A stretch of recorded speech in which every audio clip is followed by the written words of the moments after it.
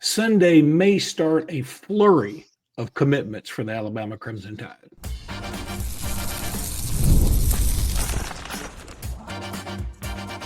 You are Locked On Bama, your daily podcast on the Alabama Crimson Tide, part of the Locked On Podcast Network, your team every day. Hey, everybody, and welcome back into Locked On Bama, AHSA Radio Network's Luke Robinson. That's me. Alabama internet legend Jimmy Stein. That's him. This episode is brought to you by FanDuel. We'll talk about FanDuel in just a little bit. I want to thank you every day for being here every day. Thank you, newbies, for being here today. And thanks to everybody for making this your first listen every single day.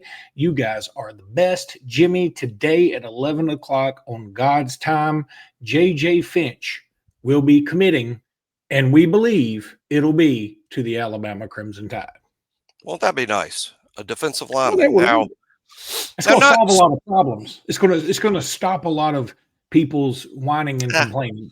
I think until Alabama gets a flurry of five-star defensive line commitments, they're all going to complain, primarily because they're under the impression that all of those great defensive linemen in the Saban era were five stars. Yeah. But they're not. They weren't. For instance, maybe the best of all of them was Quinnen Williams, not a five-star. As a matter of fact, JJ Finch isn't a terrible comp for Q Williams because they're interior pass rushers. I mean, that's why you signed a Q in the first place. And then he did grow into exactly what you prayed he would. And we'll see about JJ Finch. Now, he hasn't committed to Alabama yet. When he does, maybe we'll have some sort of a show or something. If he does. Now he's coming back from, I think, Miami. Michigan wants him. Tennessee wants him. LSU is where he was long projected to go. They want him as well. He just went on his visit. This is why they go on their visits. This is a kid that went on his visits and apparently, from reading the tea leaves, just said, I went on all these visits. I liked Alabama the best. And that's why you do the visits, and that's why there's not these RPMs from the best of the best before the visits take place, because the visits can change everything. But JJ would be a great add. Again, I know where he's ranked. I know it's not great yet. Just keep in mind, again, like we said in yesterday's show, rankings are only halfway done. They hadn't even played their senior season. Trust me, the NFL draft people, they want to see this season, this upcoming season, before they make their decisions on where to rank these guys. Recruiting is no different. So we're not even to senior seasons and postseason all-star games. We're at the halfway point of ranking the 2026 class. Secondly, look who wants him. Do you want On3 to tell you he's great, or do you want Michigan, Tennessee, LSU, Miami? Don't you value their opinion? I do. I value their opinion more than the recruiting services, and I'm a rankings guy. So, again, this guy's a highly recruited by great programs, 280 pounds now. I think this would be a solid pickup, but I'm not going to overstate it. This is more solid than spectacular, but you need solid because you ain't going to sign nothing but spectacular. He's also the third defensive lineman in the group. 5 would be a big group. Who do you still got out there? Tristan Davis, the kid from Mississippi, Nolan Wilson, Tank Jones. You still got all of them out there, and 5 would be a big group. And there's even others, by the way, that have visited Alabama and could potentially commit, not to mention these senior season blowups. We never talk about that, but it does happen. Some kid emerges in their senior year. You never know when it will happen. So excited about JJ Finch. Solid if it happens. We're predicting it happens. He's got a Fong bomb. He's got a Tim Watson, Andrew Bone RPM. Every reason in the world to feel good about this, pending the 11 a.m. Central announcement on Sunday. I think there's another way to look at this, and I know it all happens in real time, so it's difficult, but I'm going to try and tie a few things together. First of all, the one thing that jumped out to me, you're right, that I think everybody thought LSU. I don't know what the tie-in there was, but it reminds me of like the beginning of The Bachelor. The Bachelor gets out and you're like, okay, and then all the girls start coming out of the limo, and one of them's got a fantastic body with she's good looking, and you're like, whoa, she looks incredible. I'm going with her. Well, come to find out in episode 6, she's got a prosthetic face, or her family sucks or something. And they make prosthetic faces. I don't know why I said that. They do. Okay, but a whole face. We need 2 of them here. Send 2 our way. That's who we need to sponsor the show. Plastic surgeons. Face be gone. Get free. A new sponsor. Okay. We need free work there for sure. You get in there and you take the hometown visits or whatever, and you realize, okay, this other one's really good looking too, and she's got a much better situation. There's a lot of problems with this other one. She's gassy, whatever. Okay. Secondly, gassy is a thing. That'd be a deal breaker. Wasn't for my wife. Well. But okay. So secondly, I think while there may be some people out there who aren't, and they should be, but they may not be overly thrilled with this commitment because they look at it and they look at stars alone. Yeah. Fine. But my advice is hang tight. Number one, 2 things could happen. His ranking will probably go up because I look at his offer list and the places he could commit. And I really believe that he could commit to these places. I believe he could commit to Florida or Illinois or LSU or Miami or Michigan if he wanted to. I truly believe that. So again, because I'm always the one that says not every offer is a true offer, but I believe those are real offers he could commit to. So wait till the end. If JJ Finch is the bell cow of the defensive lineman and his ranking hadn't changed at all, he hadn't blown up even more, okay, I'll listen to you a little more. I think it's a little different. But if we get Tank Jones and Nolan Wilson and JJ Finch, all of a sudden, when JJ Finch is your third guy, oh my God, that is fantastic. And so what I'm saying is, I hate to use this, it just popped in my head though. If It's Raining Men is your best song ever, you're probably not that great. But if the Beatles had sang It's Raining Men and it was their 33rd best song, what a great 33rd best song they have. You understand what I'm saying? Gosh, we need Paul McCartney to cover that so bad now. He's the only one left. Who would have thought that's what we need? But we apparently need that. No, I agree. It's too early to issue praise or condemnations. It's too early. But JJ Finch would be very solid. The only people that don't think he's solid are the people that apparently believe that the rankings are done, which would be news to the people that do the rankings, or that don't appreciate the fact that other elite programs who do very well in the defensive line, like LSU, and by the way, LSU's tie-in to Finch was a teammate of Finch's in high school, Damian Shanklin, who Alabama actually recruited and kind of lost out on to LSU. Shanklin signed with LSU a year ago. He's Finch's buddy. I guess that's where a lot of he's probably going to LSU stuff started. And it just looked that way for a long time. I believe Wilpfong even had bombed him to LSU at one point. So Alabama had to come from behind. How did they do it? The official visit. That's why these visits are so important. We got guys finishing up visits this weekend that are super highly rated, regarded guys. I think this is the week we find out, right? This is the week we find out. Everybody's been complaining, where are the commitments? This is the week we find out. Is it going great? Is it not going great? Or do we have something in between? This is the week we find that out. I'll take it one step further. I'm asking anybody who has said in our comments, like, y'all keep talking about how great recruiting's going. We don't have any commitments. And I'm like, okay, you're mad and a little panicky. If by the end of this week, well, let me see, what's the end of this week? I guess if you'll give me next to Sunday. July 4th, if you'll give me to Independence Day, if we don't have 4 commitments by then, I'm baselining it at 4. We might have 5, might have 6. If we don't have 4 commitments by then that we all agree, oh, we wanted these cats, then I will panic with you. Is that fair enough? I'll get on here and I'll panic maniacally. Now, I also wanted to throw this in. The hard part about doing a podcast like this is that we're trying to speak our truths. And when I say, okay, if JJ Finch is your bell cow in the defensive line class, maybe you have a right to be a little bit like, wait a minute, might not be a great class. Fair. I also want to say this unequivocally. I want JJ Finch in this class. I think he's a dude. I like him. I want him. The staff wants him. This is not Luke saying, I'm just saying he is not ranked in the top 100 by anybody. Okay. And that's just the way it is. I don't want to upset Mr. Finch, who, by the way, before I forget it, JJ Finch is this right here. That looks like a dude you want on your team, if you ask me. He is unrelated, though. That's all I need evaluation-wise. Offer in the mail. That's all you need. He just sent that to our staff.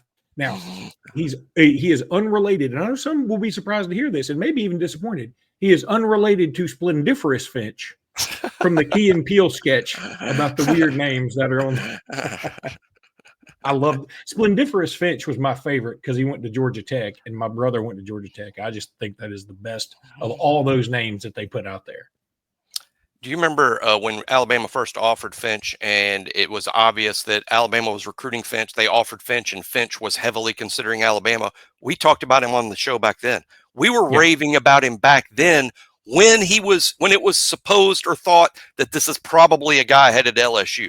So this isn't the new, oh, now he's going to Alabama, we love him. Actually, no, we raved about him on this show a couple of months ago or longer when it was apparent that we had a really good thing with the JJ Finch going. But at that time, everyone's bet was LSU.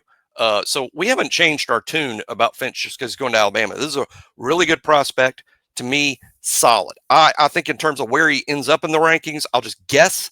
I'm going to guess somewhere that he ends the cycle somewhere around 200 on the On3 Rivals. However, by the way, because On3 and Rivals merged their rankings July 1st, I don't really know. I think it's going to be called the Rivals 300. I think the On3 is out. No more On3 rankings. There'll be an On3 industry ranking, but Rivals will be composite. There'll be the On3 will be the composite. Rivals will be who quote ranks the prospects. And I'll say again, see, a lot of people listening to the show don't know. They don't know how long we've been around. We remember the days when a top 200 guy was our best guy. And if a top 200 guy is your best guy, it's a problem. And all of a sudden there's too much pressure on this one guy. You're like, oh my God, you've got to stand out because everybody else was not even in the top 200, right? But if your top 200 guy is your 10th or 12th best guy, all of a sudden you like him a lot more. I'm asking people to exercise a little bit of patience to see the other defensive linemen we get. Because I'm telling you, I think JJ Finch is going to be a really good group. Plus, Jamarian Matthews is a defensive lineman, and he is ranked pretty high. And you got to consider him a defensive lineman because he's a bandit. So even if Finch commits, I'd go Matthews, Finch, Johnson. Though Finch and Johnson are underranked, they'll rise. They're underranked, but they'll rise, and then hopefully you get a couple more guys that are similar or better than Matthews. And I think in Tank Jones, Tristan Davis, and Nolan Wilson, it's highly possible. And others, by the way, Elijah Golden's out there. Elijah still out there. Very quickly too, I looked on Jeremy's Twitter page or X page. A couple of things stand out to me.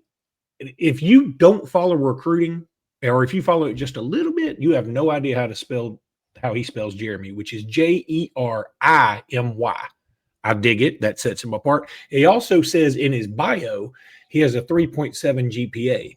Also dig it. Appreciate the knowledge that he must have. And this is going to be a big pickup at 11 o'clock on God's time, I believe, for Alabama today.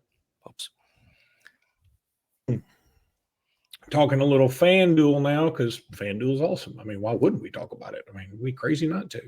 I'm really trying my best, by the way, y'all, to hold in a sneeze right now, and I don't know how to stop everything. So if my face start looking weird and it's not the prosthetic, it is that I'm holding back a sneeze and I'm trying really hard. Summer sports are in full swing, and whether you're all about baseball under the lights, golf on the green, or high stakes soccer action, I'm so sorry. I think I got it contained now. FanDuel is the best way to make every game even more exciting. You're already following the action. Why not make it more thrilling? With FanDuel, you can get in on the game while your friends are getting sunburned at the beach. I've been using FanDuel to track my favorite matchups, and the app keeps it fresh with new daily promotions. I'm telling you, it's so much fun. Whether I'm placing a same-game parlay or watching a bet ride into the ninth inning, FanDuel makes it easy and makes me feel like I'm part of the action. Open the FanDuel app today and visit FanDuel.com. FanDuel.com/locked-on to get started. If you're new to FanDuel, new customers can bet just $5 and get $150 in bonus bets if your first bet wins. You can't beat that with a stick. You know I'm here to help. Go check out the FanDuel app and use it right now. I'm going to go try and sneeze while this thing's going on. I was unsuccessful. So if Jimmy, you got all day to sneeze. Well, if Jimmy goes full screen here in a minute, y'all know I'm sneezing. I'm just telling you, that's what happened. Okay, we got another target announcing tomorrow. Roman Voss. Okay, I like Roman Voss for a lot of reasons. I love getting guys who are the best at their states, in any particular year. Granted, Minnesota ain't Alabama, it ain't Texas, it ain't Georgia, it ain't Mississippi, it ain't Louisiana. It is not a football haven in terms of producing talent as a state. Now, I mean, the Vikings pretty good. But I want Roman Voss on this team. I got a weird feeling about him. And I don't really know how to put it scientifically other than it's a hunch. And I think it would be cool to get Roman Voss on this squad. I feel like he's a Kalen DeBoer kind of dude. One thing that's really interesting to me about his, we've been pretty optimistic on JJ Finch, right? I mean, JJ is committing, about 2 hours after we record this, and we've acted like, we're really optimistic there. Well, Roman Voss, we're not so much. And that's why there's fewer signs. I mean, we talk about the Fong bombs. There's no Fong bomb here. There's no, as of 9 o'clock in the morning, the guys at BOL haven't put in RPMs. What does that tell us? A, they don't know. Here's something that a lot of fans don't consider that happens all the time. It's not even unusual. This kid's coming tomorrow. There's a possibility the kid doesn't know. He hasn't made up his mind. That happens all the time, that kids make up their mind at the very last minute. They don't all set a day to commit because they already know what their decision is. Sometimes they set what amounts to an artificial date and kind of giving themselves a deadline, but they go back and forth and back and forth. That could really be happening here, because here I think you have a kid that has a classic recruiting decision to make. Do I stay home and be a local hero, or do I venture out into the deep sea fishing world and go to the blue marlin? Do I stay home and fish in the bass tournament, or do I go deep sea fishing for the marlin that's a far more difficult thing to do than the comfort of staying home and trying to catch a state record bass out of my little Minnesota pond? I think that's kind of what we're talking about here with him. Caden Proctor had a similar decision, but let's keep this in mind. Caden Proctor was a top 10 prospect nationally, 5-star with a definitive NFL future. Now, I'm sure Roman Voss is an NFL prospect and he would like to play pro football and he's got a chance, but he's not the same prospect Caden Proctor is. Caden Proctor had to make a decision about what's best for my clear NFL career that's on the way, whereas Roman Voss is making not quite the same decision, but it is similar because they're from a similar situation. Number one prospect from a state that doesn't typically produce a lot of prospects, but he's got the SEC opportunity at Alabama. Hey, I think if you ask 10 different Roman Vosses, what are you going to do in that situation? 5 pick Minnesota, 5 pick Alabama. So we don't know what's going to happen here. My answer to that is always, look, if Kalen DeBoer wants him, I want him. I mean, that's what I think Alabama fans should look at it. Alabama wants him to commit to Alabama, then we should want him to commit to Alabama. Is it the end of the world if he doesn't? Of course not. The number one target at tight end all along has been Max Suter. He will commit later this week. He's visiting campus right now as we speak, and Alabama is considered the favorite, though you have to fend off schools like his home state, Illinois, another Midwestern kid, and Ohio State, who recruits a tight end position extremely well. So no slam dunk for Max Suter by any means, but Roman Voss will be a nice pickup, more highly regarded than JJ Finch in terms of where he's ranked today. But again, rankings are halfway over. By the way, some kids that are ranked high today, they won't be as highly ranked. Might not be ranked at all by the end of the cycle. And vice versa. Not everybody can move up. That's a math thing. Not everybody can move up. Math tells you no, they can't.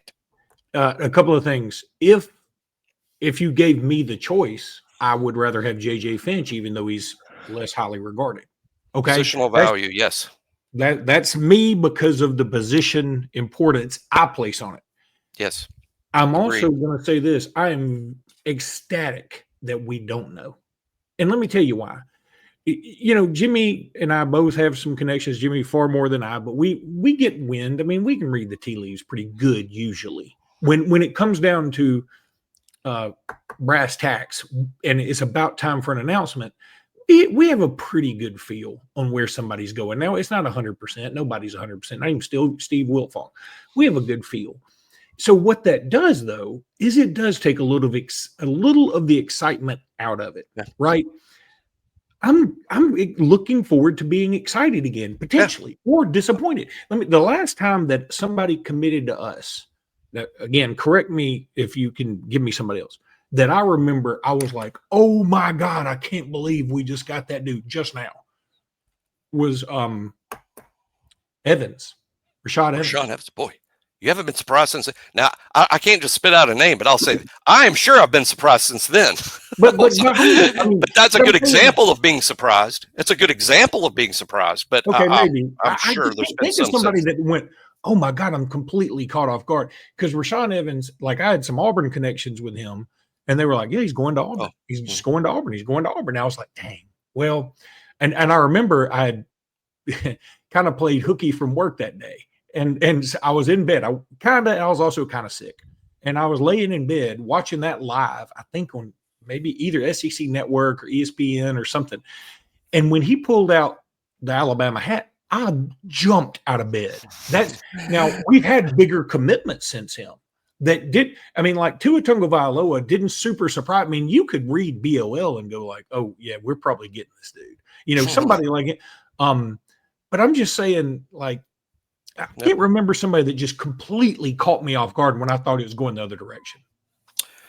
It does happen. It happens to us. It happens to everybody. Always, they say Eddie Lacy got to the podium and was going to commit to, I think, Tennessee, and the word of Alabama came out of his mouth, surprising even himself.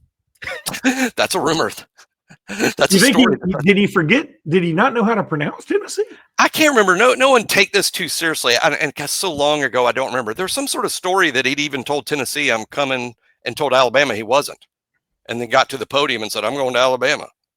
I mean, I don't know that that's true. I guess Cyrus Quandro Quandro's announcement would also fall in that category. By the way, that was a shock the other way. Yeah, and he ended up going to Alabama. But when he committed to Auburn, I was shocked because, again, I kind of have a pretty good wind of things at times, depending on, because, sources change and things change over time. But, boy, at that time, I think I was kind of really plugged in, and that was a shock. I think Alabama staff was shocked. That's when when the staff is shocked, and they get shocked at times. I think that Rashawn Evans thing that Luke's pointing out, if I have a recollection, I think it wasn't just, was it Auburn Sites or Auburn University that before Rashawn announced, put out a Rashawn is committed to Auburn thing? The university did. It was already up. Because it was on signing day. It was a signing day thing, so it was legal for them to do that because it was signing day. Yeah, I mean, so that was one of the great fun shocks. I wouldn't compare the Roman Voss thing to that in the sense that Roman's not a 5-star and not in state and didn't have a dad that played for Auburn. Well, also, I've got a long distance call, a smack talk to a Minnesota guy. I could just walk outside of my front door and smack talk an Auburn guy when I was living in Alex City. Here's one interesting thing about Roman Voss for all those saying, y'all stop getting excited about him. He's going to stay home. They all stay home. Here's a weird thing about Roman Voss. By the way, Bone did some great work. Bone's got a great story on BOL where he interviewed Roman Voss's dad, and it's really good. Roman Voss and his family have extensive ties to Kalen DeBoer and Ryan Grubb. They're actually more tied in to DeBoer and Grubb than they are PJ Fleck staff. Now, they like Minnesota, and Minnesota's the home state thing. Here's another thing about that reminds me about Roman Voss we haven't talked about. Here's a tight end prospect that's local to Iowa, that Iowa wants, that has said no, that it's either Minnesota or Alabama. Well, people thought he was going to Iowa initially, remember? Yeah. Because who turns down Iowa? Iowa is a tight end factory in the same way that Canada produces hockey players. There are 4 starting tight ends. I counted up after the Voss thing and made me think, I'm going to go back and look. There are 4 starting tight ends in the NFL from the University of Iowa. That's 1 out of every 8 starters in the NFL at tight end came from Iowa, and there are also a number of backups from Iowa, including George Kittle's probably the best of all of them, but Laporta, TJ Hawkinson, and I'm missing one more who's a starter, but yeah, there's a 4th one that's a starter. And so Roman Voss is local to Iowa. By the way, he lives in the part of Minnesota that's close to Iowa, so it's not far for him. And it's right next door to South Dakota, which is where, of course, Kalen DeBoer was. But you're right. Listen, we can say a lot of things. Turning down Iowa when you're a top-notch tight end and they want you is like, Sabrina Carpenter calling you and saying, I'd like to really have you father my child. And you go, nah. It's just not going to happen normally.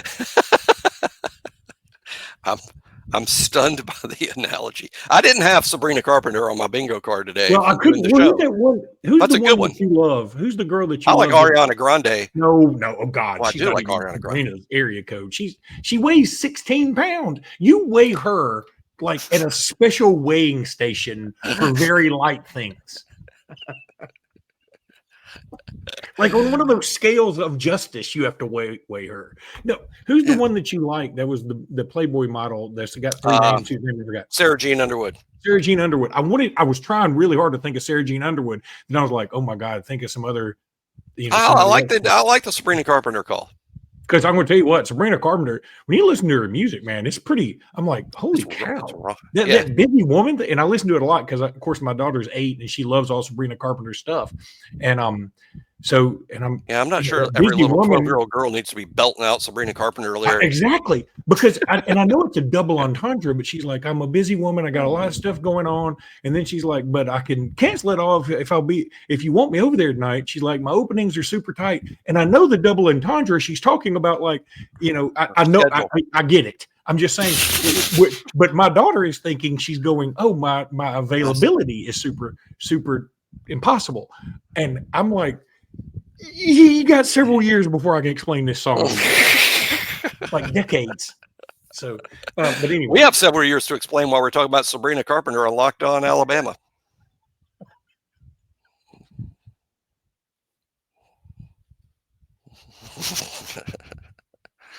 It's so stupid. Which is the line of hers in the Espresso song. This is so stupid. She says this. Okay, there you go. No. She sings about Locked On Bama and Espresso. I haven't caught that one yet. All right. So let's get back into. We're never going to catch up on your rankings thing if we don't start doing if Alabama doesn't quit doing well in recruiting, we'll never catch up. All right. So people would love that. Do one today? Do today? Yeah, today's actually 39 days until practice starts. And isn't that incredible as y'all are listening to this? 39 days until practice starts at Alabama. But 41, we're 2 days behind. Daniel Hill, he was a spring story. Didn't see it coming. As I said in yesterday's show, I thought the spring a third running back would emerge. Very confident Jam Miller is going to be RB1. Very confident Rich Young was going to be RB2. That's kind of happened so far. That's the way it's playing out so far. I thought Dre Washington, for the senior transfer from Lafayette, would zoom into the number 3 role. Didn't happen. Daniel Hill happened. Great spring. He's lost a little weight. I can't swear how much it is. He just looks different. And maybe he didn't lose much weight because, as you know, if you lose some fat and replace it with muscle, he hadn't really lost weight. Daniel Hill looks more sleek.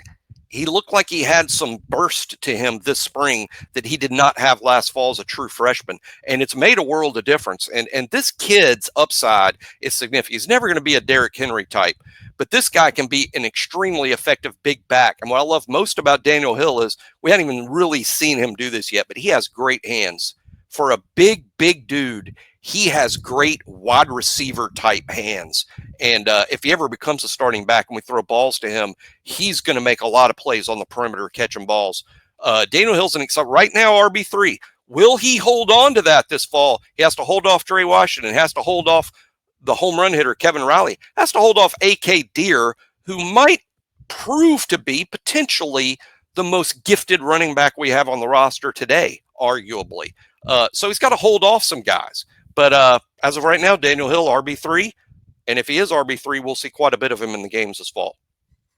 Love Daniel Hill. I think you're absolutely right. I think the very easy thing to do, and what we'll hear a lot if he gets a lot of action, is the comparisons to Derrick Henry. And I don't mean this mean towards Daniel Hill. It's an insult to Derrick Henry. There is no comparison to Derrick Henry. Right. Derrick Henry is different. So Daniel Hill's just big. Yeah. I mean, Derrick Henry is one of the greatest running backs to ever play football. Daniel Hill is just big. But it would be exciting in year 2 if he became a significant player. And it's very realistic. And let me tell you, when we get to Jam Miller, and that's obviously in a couple of weeks or longer, when we get to Jam Miller, I think he's one of the most interesting guys to talk about on the roster because, I'm going to spend half the show bragging about Jam Miller and telling all of his critics that y'all are a little crazy. And then we'll spend half the show talking about how he might lose his job as RB1 because the Jam Miller we've seen isn't good enough. It's not good enough down to down. It's got to be better than that. Here's the thing. I believe it will be better than that. Now, I think we're going to see the best Jam Miller we've ever seen. But I wouldn't sit here and swear to y'all that Jam Miller's job as RB1 is preserved for all of 2025. I think he's got to continually earn it because it's a good room and there's going to be people pushing him and there should be people pushing him. But again, my confidence is with Jam. I think he's a good player. I think the Alabama critics will be surprised to learn that the NFL thinks quite a bit of Jam, actually. No, I don't, because if you can block, and Jam Miller can, if you can catch, there. Jam Miller can, and if you can get tough yards, Jam Miller can. The whole home run thing in the NFL, they're not quite as worried about it. I mean, yeah, everybody'd love to have Derrick Henry home run hitter. Everybody'd love to have, some of these other dudes that can just take off a Saquon Barkley, sure, but most of them don't have that. And Jam Miller also, I think it'd be something to be said for. Hey, he's still got a lot of tread on those tires. He's not been used over and over and over again, and as the number one guy and susceptible to small bruises and bumps or medium bruises and bumps. So I think there's something to be said for that.